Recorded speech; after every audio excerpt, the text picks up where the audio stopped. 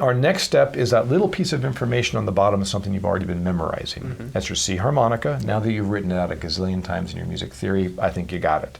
You probably need to spend a little more time getting G, B, D, F, C, G, B flat, D, F sharp, A, C, because you need to have that information dialed in. That's on the bottom of page 1. Okay. Now we go to page 2, and what we have is an analysis of your D chord. So your D chord is D, F sharp, A, C.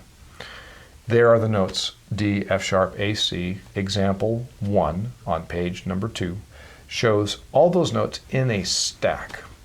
Then the 4 chord, we have C, E, G, B flat. All those notes in a stack. Remember that a 4 chord is just any blow note. Right. Let's add the B flat, the 3-draw half step bend. That's just something to be aware of. So any blow in the 3-draw half step bend. Now on the 1 chord, you notice that I have the 1 in parentheses. 2-draw is not, 3-draw is, 4-draw is, 6-blow is not. Generally speaking, we resolve to the 2-draw. Yeah. That's the root note of the 1 chord, right? You could, if you're a little hipper, go to the 6-blow, because that's the resolution note, just an octave higher. So that's a fun thing to experiment with. So what we're going to do in just a moment is we're going to play just 1 note of the 5 chord, then just 1 note of the 4 chord, and then resolve to the 2-draw. Ready to play? Yeah. So we now have our A harmonica. Let me move this music stand a little bit further forward here so you can see it a little better. It's tiny writing. Be aware of that the flat 7th of the chord, which is C, is going to be, it can be very hip. But just, I want you to be aware when you hit flat 7ths, it's not always going to match. It depends on the jam track you're playing too. Okay. Just remember, anything with a flat means dissonant. Yeah. So if you're playing something that's dissonant, it could be very cool in the blues. A lot of it really depends on what the other musicians are playing. So if they're playing a flat 7th, your flat 7th will sound great. If they're not, and they're not playing a note that'll conflict with it, in other words, a major 6th, it's like playing a 5-blow against a 5-draw. 5-blow is the major 6th, 5-draw is the flat 7th. So, and you know, again, probably you guys out there who are not much into the theory thinking, why is Dave spilling off about this? Doesn't mean anything right now. This is empirical. This is, I can say, the 5-blow is the 6th note of the scale. It is a half step away from the flat 7th. If I'm playing a bass line that goes, that's on the 5-blow, well, you ask, Dave, how would I know that? Play the bass line on your harp. Just listen and, oh, that's the right note. And if in a solo, you're playing a 5-draw, which we know from our theory training now is a half step away, that note's going to be really dissonant. Is that wrong? No. If you want to build tension, play the 5-draw. If you want to match and be pretty, don't. So it just gives you a way, a way to empirically speak about something to help us understand it more. Because that's what music theory is, it's just the understanding of music. All right, so we're going to start with the 1-blow, and we're just going to go horizontally across to the 1-blow, and then let's go to the 2-draw. Okay. Since we know that's our most common resolution. Yeah. So I'll kind of yap it as we go. 1-blow together. 1-blow again. To the 2-draw. Okay, now it's going to loop. I want you to play 1-draw for the 5 chord. 1-draw. 1-blow. 2-draw. Good. Let's do 1-draw to 2-blow this time. Here we go. 1-draw. 2-blow. 2-draw. That 2-blow is kind of hip. I like the 2-blow. So if you like the 2-blow, highlight it. This is the neat thing about getting to know your chords. If you find a note that's like, oh, that's kind of cool, I wouldn't have expected that. Cool, that means someone else listening to you wouldn't have expected to hear that, and that'll be a pleasant surprise. We want to, this is our most useful element of music theory or the study of the chords, is we are going to regurgitate licks anyways. That's what we do. We listen, copy, try to use. It's the vernacular of the blues, and it's very important. But if we experiment with this and find out, oh, that 2-blow is neat, I'm going to try to use that in a lick. And all of a sudden you use that in a lick, and I'm like, oh, that was cool. So you're combining your understanding of the vernacular with little changes that kind of make what you play a little bit exciting and unique. Now, the 2-draw half step bend is a challenging bend on the 5 chord. When we go from 2 to half step. Good. Now, after the 2-draw half step bend, let's go to 2-blow. And it's not a bad idea to go 1, 2, 3. 2 draw, then the half step bend. A little easier to slide to it at first. Let's get ready for that together. 1, 2, 3. 2 blow, 2 draw. Let's do that again. Let's play a little bit louder.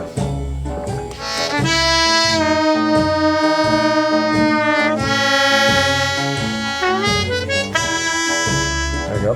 Let's do the 3 draw whole step. 3 draw half step. Release. Yeah, so we broke the 2 draw one because of the neat movement. Let's do it again. 3 draw whole step.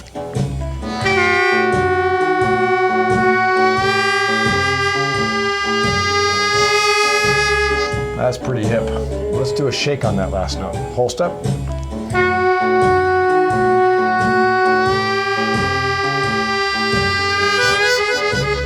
Now, if you can get that in the solo somewhere, you're going to hear someone in the audience go, yeah! You know? Now, this is our 3 draw rule in action. The 3 draw rule being 3 draw whole step bend is A, which matches our 5 chord. 3 draw half step bend is B flat, which matches our 4 chord. 3 draw B, which matches our 1 chord. So the neat thing is that we think of, okay, 1, 4, 5 blues. You hear people call it that. 1 chord, just play your 3 draw. The 4 chord, play your 3 draw half step, and your 5 chord, play the 3 draw whole step, right? Man, that is so useful as a blues harp player, being on the bandstand. I don't know, have you tried to use that on the bandstand before? A little bit. Good. Do more of it. It's very, very, very cool. One little tip that can result in some pretty cool results. Yeah. 4 blow. 1, 2, 3, 4 blow. 3 draw half step. 2 draw.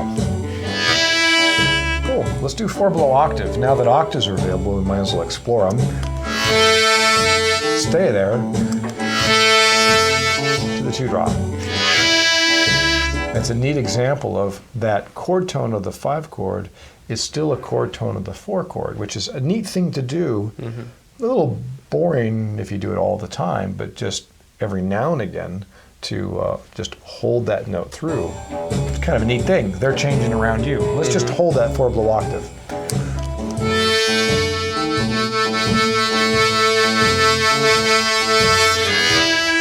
I think it's kind of neat, kind of slick. The 4 draw, kind of the go-to note for the 5 chord. Again, let's do octaves. 4 draw octave, 5 blow octave, 6 blow octave. That's sweet right there.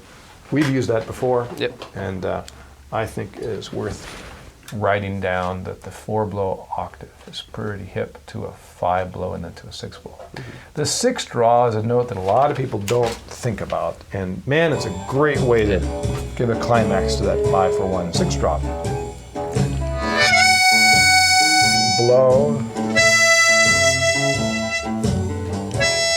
Exactly. Now let's put some passing tones in there. 6 draw,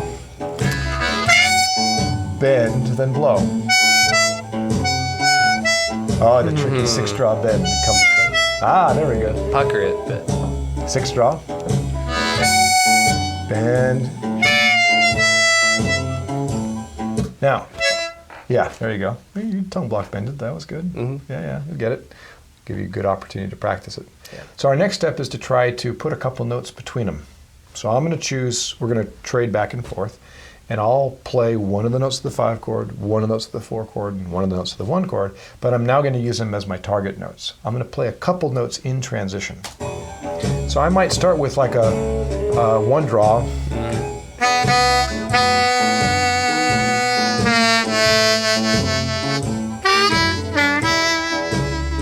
Now you get it. 1, 2, 3.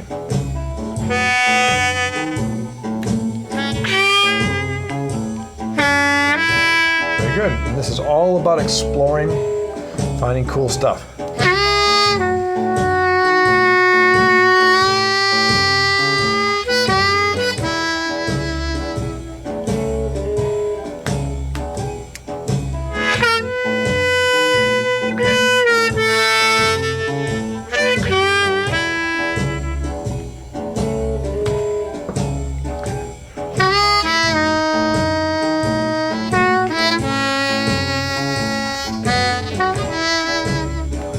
never played that lick ever before in my life. But I'm pretty happy with that. I thought it sounded kind of cool. And that's, again, one of the neat things is that we use our ability as blues harmonica players to riff on the harmonica with a little bit of guiding focus. The end results can be some pretty cool stuff, at least original. You know? Yeah. 2, 3, 4.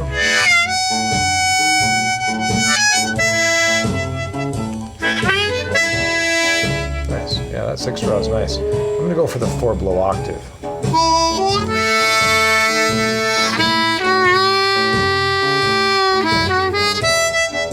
Six-blow resolution.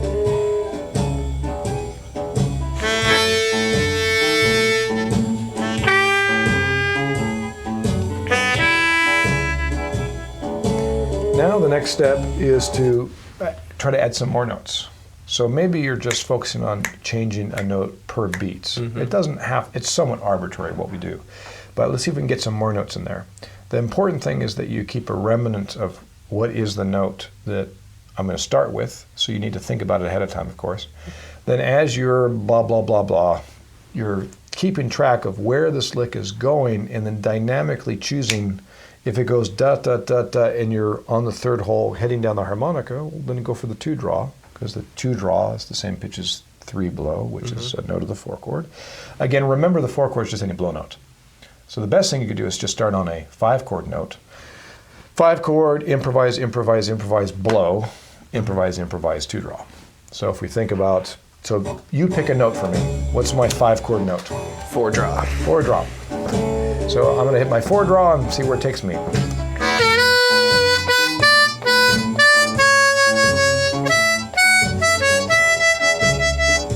right, so I'll choose one for you. 1 draw. Improvise, blow. Nice sequence. I know you've never played that one before. New lick. I like it. All right, give me a note. 3 draw whole step.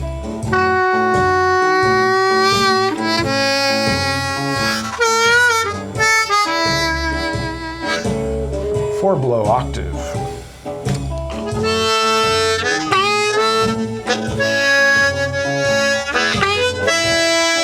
Nice. And again, it's nice to be able, and I can hear you're like, oh, blow. Yeah. Yeah. You know, I can hear your thought process. And that's, again, the cool thing of the 4 chord. So to a certain degree, at this first step of our 5-4-1s, you're only having to keep in mind the 5 chord. You can identify the note first of the 5 chord, then just remember to blow on the 4 chord. You can't go wrong. Down the road, we'll be doing sequences where we actually take the lick and transpose it to the 4 chord as well. But this is what I want you to focus on this month, is probably cut that just example 1 sheet out. Put it in your harp case.